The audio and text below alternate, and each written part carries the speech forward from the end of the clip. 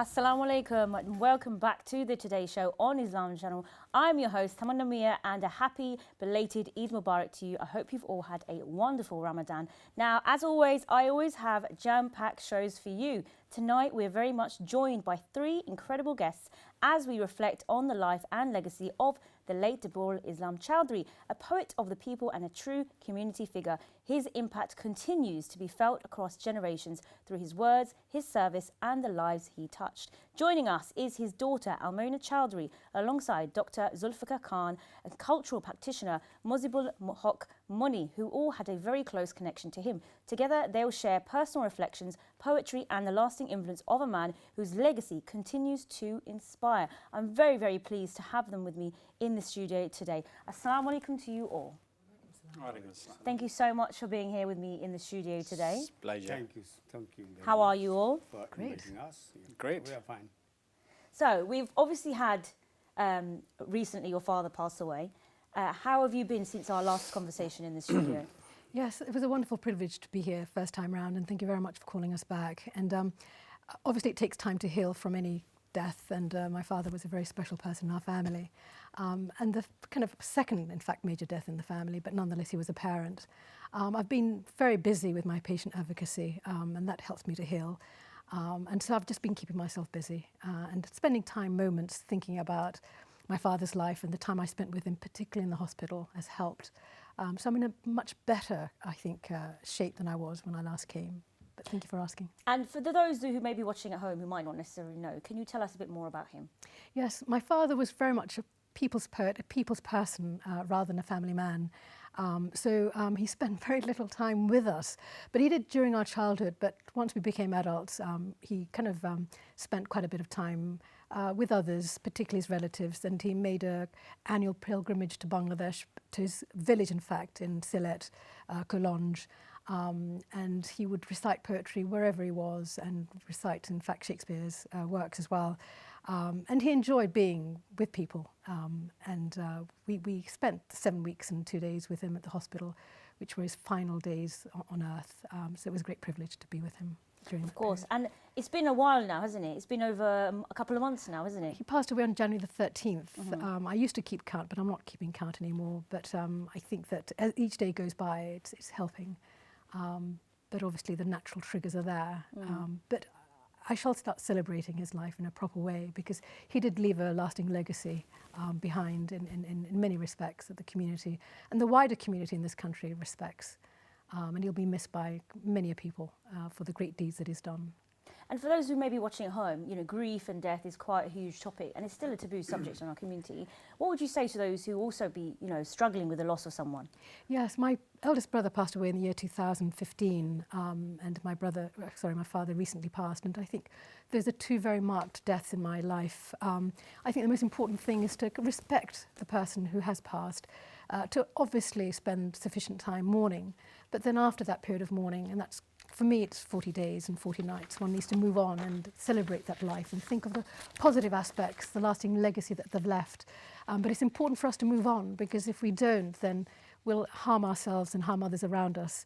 So I think celebrating the deceased life, I think, after a period is the best way forward.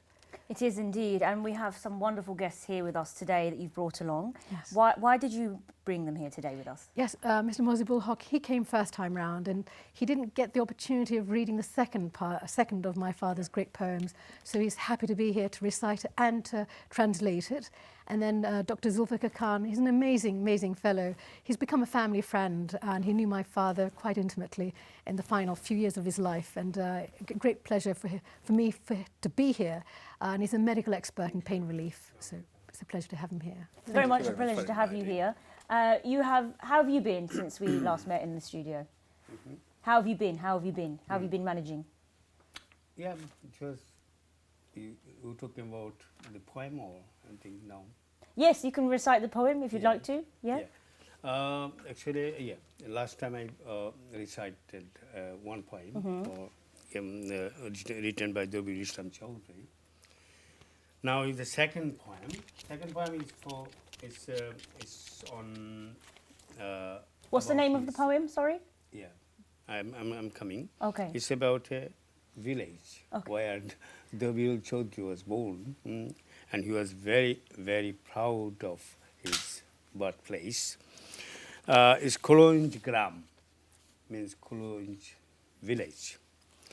বৃহত্তর সিলেট সুনামগঞ্জ যেই থানায় দবিরুল ইসলাম চৌধুরী গ্রাম তার কলঞ্জ উত্তরে তারল বড় গ্রামে আছে নানান গোত্রের বসবাস আছে শত শত গরমিল ভদ্রলোকের বসতিস্থান দক্ষিণে স্তিয়া মাদ্রাসা স্কুল আছে আছে কত গুপ্তধন লুকাইয়া ইউনিয়ন ঘর মসজিদ পূর্বে বড়ইতল পশ্চিমে মারকুলি ধল গ্রামে আছে বিদেশি স্তরে স্তর দেখিতে সুন্দর গ্রাম নয় কি পরের আবাস জ্ঞানী গুণী লোক আছে মুছাইতে সর্বনাশ বড় বড় নেতা আছে ভিন্ন ভিন্ন স্বদেশে বিদেশে এমপি ডাক্তার মৌলানা মুফতি অধ্যক্ষ কবি নানান বেশে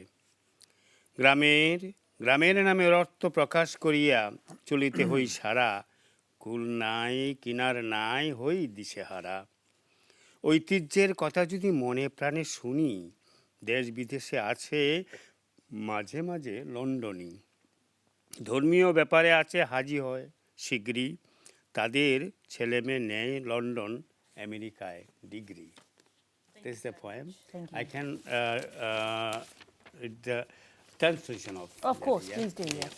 Kolonja village, under Greater Sylhet, Upazila of Sunamganj, a village named Kolonj, where Dabirul Chaudhry was born.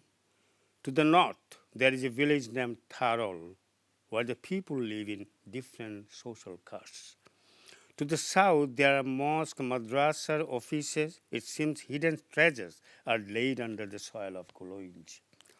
To the west, the village Markuli and Dhol, where some people live. Those are expatriates from abroad. Kolonj is a village full of happiness. There are some wise men to resolve any crisis arises.